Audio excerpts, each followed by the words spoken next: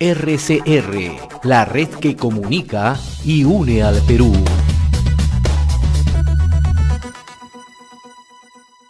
Nuestro invitado en esta oportunidad es el doctor Danilo Salazar Oré, él es el presidente de la Federación Médica Peruana.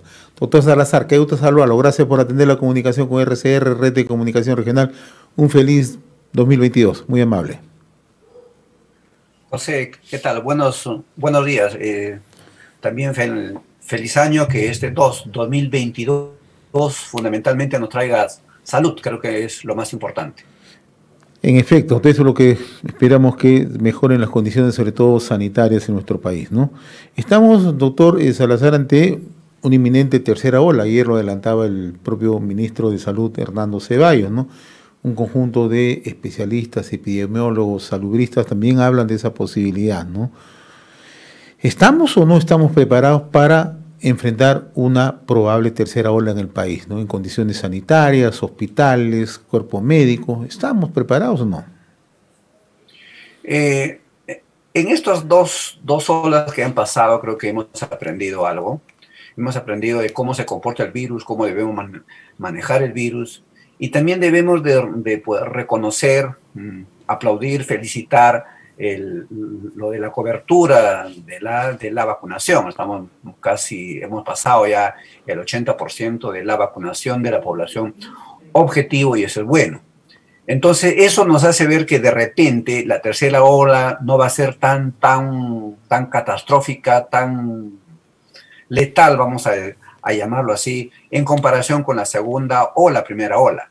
Pero va a tener otras variantes. Por ejemplo, que si bien es cierto, los pacientes no pueden llegar en estados graves o la mortalidad no va a ser demasiado alta, pero van a saturar los hospitales. O sea, van a llegar pacientes con un COVID leve, con un COVID moderado, y eso va a hacer de que saturen nuestras emergencias, que saturen hospitalización, y vamos a dejar de lado a los pacientes no COVID. Es decir, en este momento tenemos pacientes no COVID que no son tratados. Por ejemplo, pacientes con tuberculosis cuyo diagnóstico es bastante tardío, pacientes con cáncer que están perdiendo oportunidades de salvarse porque tardíamente los estamos diagnosticando. Entonces, esta tercera ola puede ser, ojalá Dios así quiera, que no sea demasiado catastrófico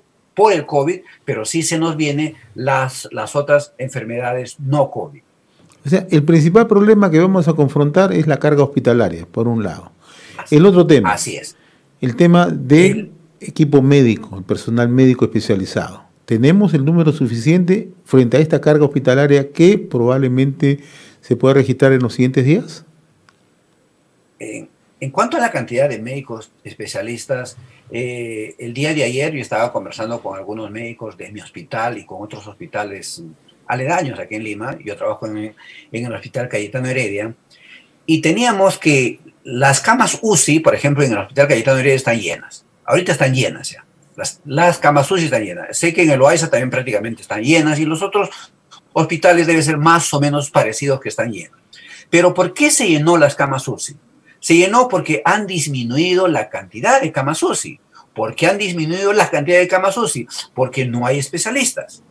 En este momento se ha cortado lo que son las horas complementarias. Entonces, el médico especialista que cumplía con su horario de trabajo y luego se quedaba unas horas más, le pagaban como horas complementarias. Entonces, estos intensivistas, en este momento, como se ha suspendido las horas complementarias, no solamente para los intensivistas, no, para todos los médicos en general que están viendo hospitalización, entonces eso hace que faltan los recursos humanos necesarios para cubrir la cantidad de camas que hay en los hospitales. Entonces, eso, si todavía no estamos con la tercera ola en su peor momento, ya estamos llenos las unidades de cuidados intensivos, y ya está llenándose progresivamente las salas de hospitalización para pacientes COVID. Ahora, el mayor número de intensivistas está concentrado en Lima. ¿En la provincia qué pasa, doctor Salazar? Somos un promedio de 12.500 especialistas. De estos 12.500 especialistas en general, te hablo de endocrinólogos, geriatras, etcétera, etcétera, la mitad la mitad están localizados en Lima y la otra mitad en las regiones. Si nosotros vemos ahora a las regiones con la menor cantidad de especialistas, vamos a tener, por ejemplo, Cerro de Pasco, no pasa de 50 especialistas. Madre de Dios, 35 o 40 especialistas. Huancavelica, 70 y tantos especialistas. Es ahí donde vamos a tener la mayor mortalidad porque no hay los especialistas necesarios para que puedan cubrir la demanda de los hospitales, la demanda de las unidades de cuidados intensivos. Entonces nosotros desde hace mucho tiempo hemos pedido que por favor, de una vez por todas, se dé la doble percepción. La Constitución Política del Perú dice que no debe haber doble percepción, es decir, yo no puedo trabajar simultáneamente en salud y en MINSA. Pero ¿qué sucede en estos lugares alejados? Madre de Dios, por ejemplo, vamos a poner ahí un ejemplo, que tenemos el hospital del MINSA, el hospital de salud, pero hay un solo intensivista, bueno, dos intensivistas, dos neumólogos, etcétera, pero ellos están trabajando ya sea para salud o ya sea para el MINSA, pero no puede trabajar en el otro sitio. Entonces falta especialistas en esos sitios. O sea, falta especialistas, ¿por qué? Porque todavía no se apertura lo que hace mucho tiempo nosotros solicitamos, la doble percepción. Es decir, poder trabajar simultáneamente con horas diferentes, obviamente, tanto en el MINSA como en salud. Estamos dialogando con el doctor Danilo Salazar Oret, presidente de la Federación Médica Peruana. Doctor Salazar, usted acaba de indicar que se ha reducido el número de camas UCI, de cuidados intensivos, ¿no? ¿Y qué hay respecto al otro equipamiento? ¿Tenemos oxígeno suficiente? ¿Tenemos logística suficiente? ¿O también adolecemos? Si nosotros vamos al oxígeno, el día de ayer escuchaba a nuestro ministro de Salud que sí, por el momento tenemos el oxígeno necesario, por el momento. Todos sabemos que en la segunda ola, en el pico de la segunda ola, no había oxígeno, ¿no? En este momento sí tenemos, pero vamos a ver qué pasa cuando ese pico sube. De repente va a faltar ahí el oxígeno correspondiente. Y aquí voy un poco a que debemos reforzar, yo creo que debemos de reforzar el primer nivel de atención. Pero para reforzar ese primer nivel de atención, debemos de mejorar la infraestructura del primer nivel de atención. En esto, hace unos 2 o 3 días atrás, por ejemplo, salió que hay un gasto de más o menos de 2.3 millones de soles en la compra de unos concentradores de oxígeno. Los concentradores de oxígeno fueron para los establecimientos del primer nivel de atención. Pero ¿qué sucede? Los establecimientos de primer nivel de atención no tienen el espacio adecuado para poder utilizarlo. Muchos de ellos no tenían la energía eléctrica necesaria para que funcione el equipo. Por lo tanto, tengo un equipo que no me sirve.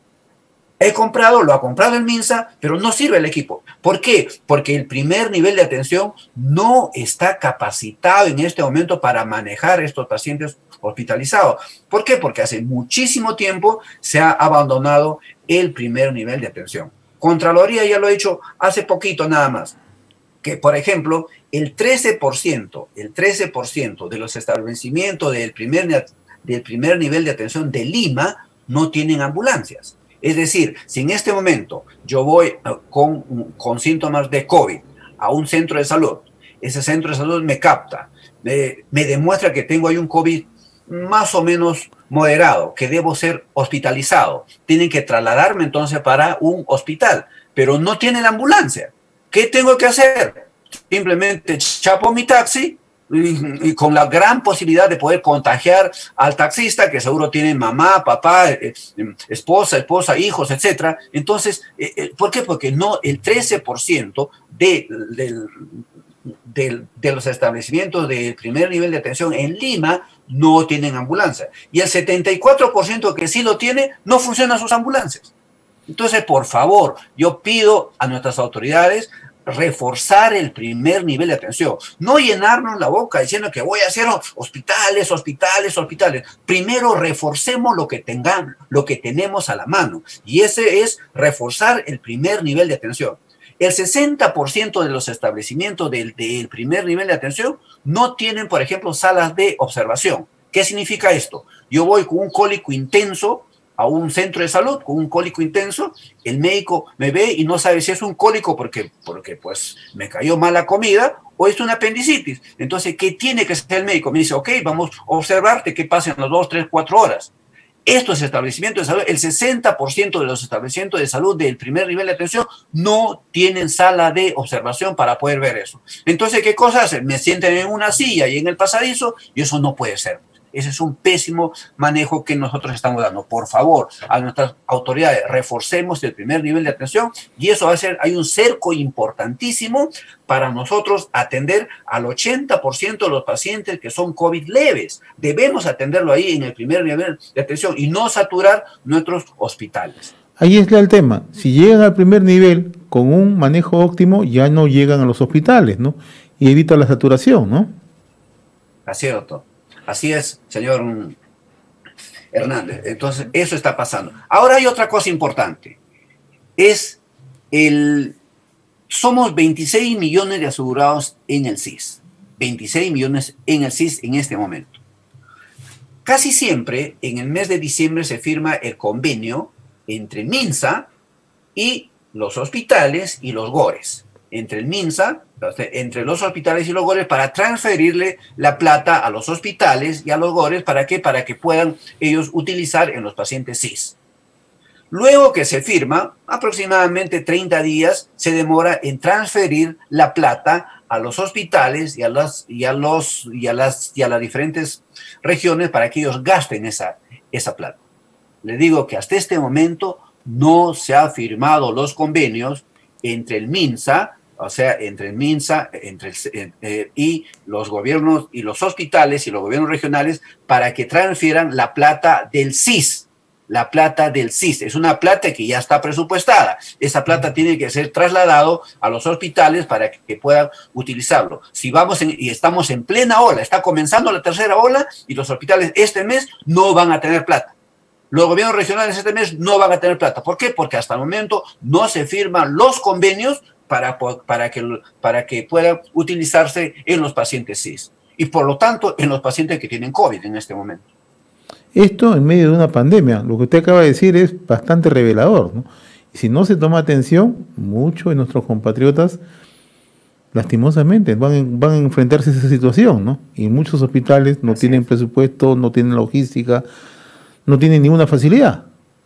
¿Eso es así? Yo pido por favor, así como ha puesto mucho énfasis nuestro ministro de Salud en la vacunación, felicito eso, lo aplaudo eso, ha puesto mucho, pero ahora debe fortalecer el primer nivel de atención. Debe de una vez firmar los convenios para que el presupuesto pase a los hospitales y a los diferentes gobiernos regionales. Y también mejorar la cantidad. Lamentablemente no se puede manejar los números de los especialistas. No podemos sacar especialistas. ¿De dónde vamos a sacar? Solamente son un promedio de 600 intensivistas que en este momento están sobre la marcha, un promedio de 450 neumólogos que están sobre la marcha, ya no hay más. Entonces, tenemos nosotros que ver cómo hacemos con las horas complementarias. Tenemos que ver nosotros cómo hacer con la doble percepción. Por lo menos, mientras dura la emergencia sanitaria, se debe de permitir la doble percepción. Uno puede trabajar en dos sitios y más aún en las regiones donde adolecemos de médicos especialistas. Doctor Salazar, para culminar este diálogo, se ha abierto todo un debate, ¿no? El Ministerio de Educación recientemente, a través de una serie de disposiciones, ha indicado que las clases inician entre el 1 al 14 de marzo de modo presencial, ¿no? En zonas rurales, actividades normales, ¿no? Ciclo normal de enseñanza, las horas normales. Pero en las zonas urbanas se habla de 4 horas, ¿no? ¿Es pertinente esta medida o es que se puede ampliar a 6 u 8 horas normales de clase? Pienso que no debemos calificarlos a todos por igual. Si algún colegio tiene las herramientas necesarias o su infraestructura es adecuada, esto se puede ampliar a más horas, 6 horas, 8 horas, qué sé yo. No podemos poner a rajatabla siendo 4 horas. Eso por un lado. Va entonces a depender de los colegios. Hay colegios que tienen patios amplios, salones amplios, etcétera, pero hay colegios que son demasiado pequeños. Eso por un lado. Por otro lado, es que todos sabemos que antes de la pandemia, cuando se iniciaban las clases, veíamos por la televisión cómo colegios decían no tiene agua, no tiene luz, no tiene puerta, etcétera, etcétera. Entonces, no solamente es ventilación, no solamente es el espacio, sino también tiene agua para lavarse la mano, tiene desagüe para estar bien ahí. Hay que verlo también eso. Entonces, va a depender de cada colegio en sí. Y ojalá en todos estos 2 años que no hubo clases presenciales, ojalá que hayan mejorado nuestros colegios. Espero que así sea, que tengan agua, que tengan luz, que tengan desagüe, porque no solamente es ventilación, también hay que lavarse la mano. Doctor Danilo Salazar Ores, presidente de la Federación Médica Peruana, ha sido un gusto conversar con usted. Le agradezco la gentileza con RCR, Red de Comunicación Regional. Hasta una próxima oportunidad. Buen día, muy amable. RCR, la red que comunica y une al Perú.